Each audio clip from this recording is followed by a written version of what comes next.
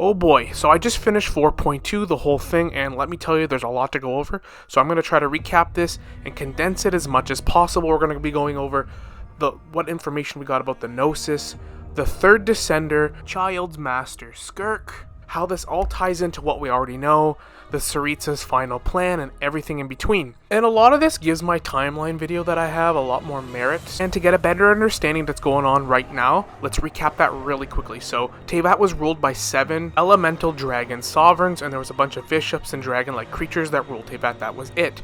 Telphanus, the first Descender, the first who came, conquered Teyvat, built Celestia, created the Four Shades, and created humanity, all the ancient civilizations that we know, and she defeated the 7 sovereigns, but she did not kill them. She let them live, and they ruled over their respective nations, hence why Neuvillette is the rightful heir to the throne of Fontaine. But we'll get into that in a second. So, God knows how long this went on, only can speculate on that, till the second who came, who is long speculated to be the Sustainer, conquered Teyvat, defeated the Primordial One, took over Celestia, created the Archon War, or enticed it, and the 7 emerging Archons, or gods that were deemed worthy, became the 7 Archons. Now there's a lot of gray area in this, like King Deshret, who rebelled and was killed ultimately.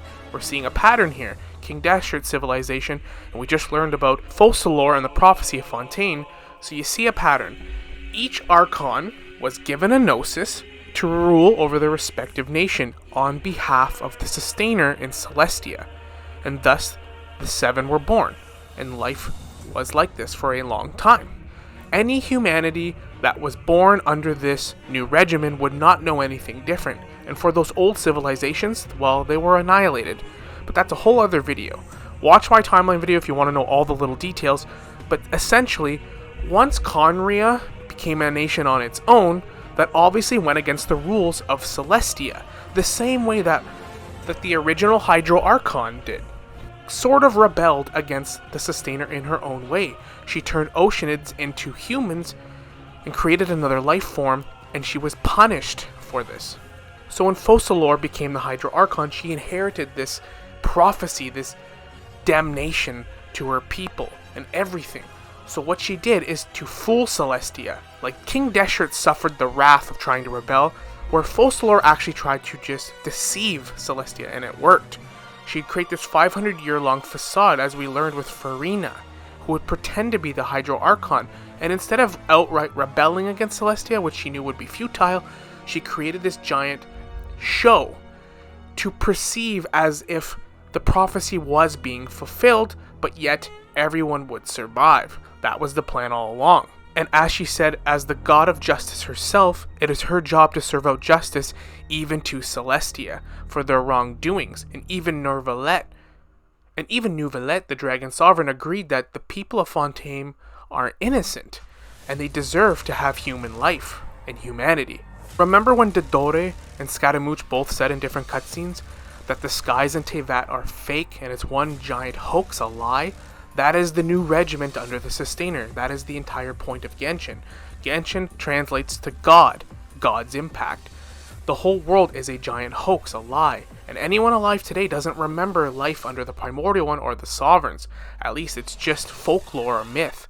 That is why she destroys the very concept of the Hydro Archon. The God of Justice even realized that justice itself means that the God of Justice should not even be, and that the original sovereign that ruled Teyvat long before anyone is his birthright. Even though Neuvillette isn't the original dragon sovereign of Hydro, but a descendant, he is the rightful heir, just like every dragon sovereign of their element, or their heirs. Now, if you break the rules of the 7, you get annihilated. We've seen this with King Deshret's civilization, we've seen this time and time again, Conria, but like N said in the cutscene, you can escape this because if you're outside the gaze of the 7 and the rules of Celestia and Teyvat, you can change fate. Hence why a lot of creatures, the Abyss, Child's Master, they're hiding in an unknown realm outside of the laws of Teyvat. That is why Focalors and Farina had this huge 500-year plan, because if you outright rebel, you get annihilated. It's like a giant conspiracy. Once you learn the conspiracy, you end up dead. So she had to fool Celestia, trick them, in order to save her people, because she knows if you outright refuse, like the original Hydro Archon, you get wiped out. So she did what any good god would do. She erased the very concept of the Hydro Archon. So there was now only 6 Archons. There was no more Hydro Archon, but a dragon sovereign of Hydro that rules over the nation of Hydro, as it should be. Now, what else did we learn? We learned about Skirk, who I'm not going to speculate too much on who she actually is. I know a lot of people think she's from Honkai Star Rail or maybe Honkai Impact 3rd. But either way, she has a master who is from Conria. And we all know what happened to Conria. So it makes sense a lot of people, either the Fatui Harbingers, Conrians, and powerful individuals working in the shadows or in the abyss. We also had more confirmation of what I've been saying all along. The Fatui are actually good in their own way. They were nothing but helpful in Fontaine. And Skirk actually revealed a big detail about the Gnosis, or each Gnosis for that matter. And that the 3rd Descender, it is his remains or her remains. So essentially, the second who came is the 2nd Descender. Now, how did this go down? Well, we can only speculate because our Traveler is the 4th Descender. It can also resonate with each element, touching the statues. I have a theory that the 3rd Descender came to Teyvat from outside the world, from beyond the stars, wherever, and then when arriving in Teyvat was slain or killed by the Sustainer, the 2nd Descender, because the 2nd Descender would have already been here and established the 7, after defeating the Primordial One and the dragons and all of that.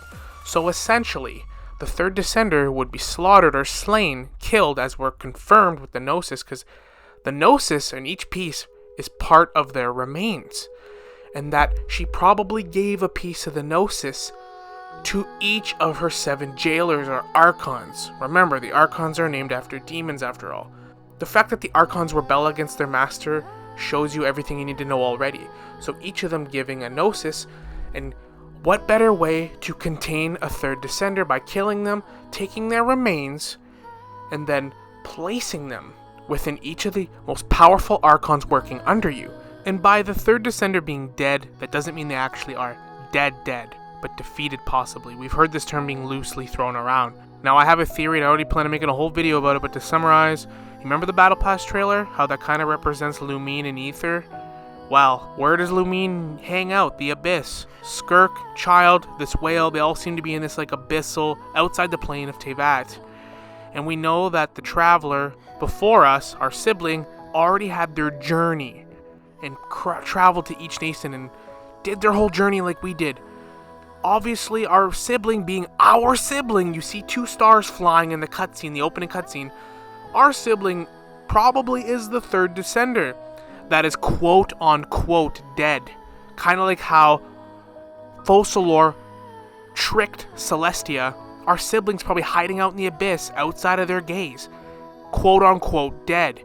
And maybe resonating with each element, you can gain a Gnosis from it or harvest it. And perhaps that's what happened, and our sibling lost a lot of her abilities. And she was probably implemented into Irminsul, because we know Irminsul can be altered. So Irminsul says that our sibling isn't a Descender. Well, that could be part of the lie, if you can alter Irminsul.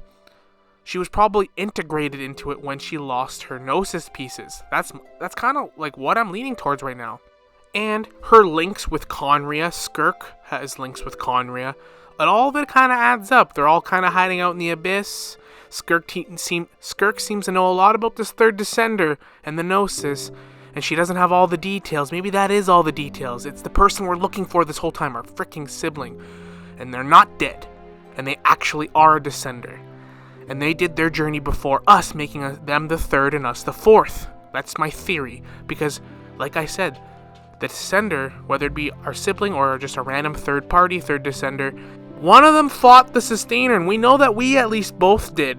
We saw it in the opening cutscene, so again, give me more time on this, but we'll get back to this in another video. To recap the rest. Anyways, she gave the Descenders Gnosis pieces to all the 7 Archons to hold them and safeguard them. And it just gives us more merit that the Fatui are trying to take those Gnosis, but why would they be trying to take them? Well, obviously we've been told that the Gnosis links the Archons to Celestia and allows the Sustainer to actually control them in their actions. like she possibly did with Conria. But perhaps the Tsaritsa, once she obtains all 7 Gnosis pieces, can actually revive the third Descender as another being that can help combat Teyvat and overthrow. Because I'm sure that although the Sustainer may have defeated the third Descender, that individual is obviously strong enough to resonate with each element. So I'm sure they would be a great asset. And obviously, she can't be collecting these for no reason. And the ultimate goal is to overthrow Celestia and, save Teyvat. That is the whole point. Even Arlecchino hinted towards this, that their goal justifies the means to how to get there. That is all we know more or less right now. We did also get some information on Natlan and the dragons that are residing there. Apparently those are a new modern version of dragons, but they're more hostile, and that the nation of war, the Pyro Nation, is in a constant state of conflict, and that he even had a little teaser that the captain threw his hat in the ring. Like, I've actually speculated on this already. I think the captain's going to have to earn the Gnosis from the Pyro Archon, the god of war, by just impressing her with his combat abilities and defeating opponent after opponent. I talked about that actually in a video not even a week ago, so check that out if you want to. But that is a recap of basically 4.2 Archon Quest, and we learned a lot. And I love that Skirk is now connected with Conria, Rhindaughter, the Alchemist Gold, the person that created Albedo, the Hexen Circles. We're actually getting to, get them implemented in the main story a lot more. I thought it was a little interesting that Mona and Dorman Port was teased, the next Mondstadt expansion. But it just puts into perspective that Skirk actually has a master and that's connected to Conria. And it just goes to put in perspective how Conria took on all 7 nations by itself and was ungoverned by Celestia. And even though it was ganged up on by Celestia and all 7 nations and Archons, it held its own and even has a high kill count in that. Just goes to put in perspective that this giant abyssal whale that threatens all of Fontaine and Child and all of it, like, Conria is connected to that. Just goes to show you how powerful they were with all their massive ruin guards and everything else. It's interesting. I can't wait to go to Natlan. I am a little pissed off that we didn't get to see Sandrone, because other than being from Fontaine, I don't know where else she would be from, unless they're saving her for an Archon quest, like, between 4.2 and 5.0. I don't know. Who knows? But anyways, that's going to wrap the video up. That's just a recap on 4.2, finishing up in Fontaine.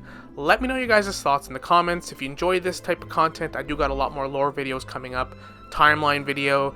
I want to talk about Natlan, other stuff like that. Feel free to sucker punch that like button. Help me get in the algorithm, guys. And as always, we will see you all in the next one. Later.